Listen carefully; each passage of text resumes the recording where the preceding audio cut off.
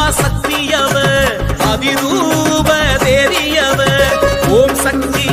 திருநாமத்தில் உலகாடும் மாறியவர்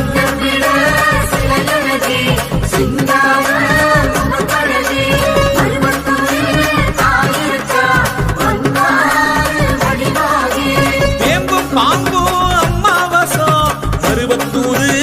அத்தானேசம் செவ்வாடக்காரி தாயின் வசம் பக்தி வச்சோம்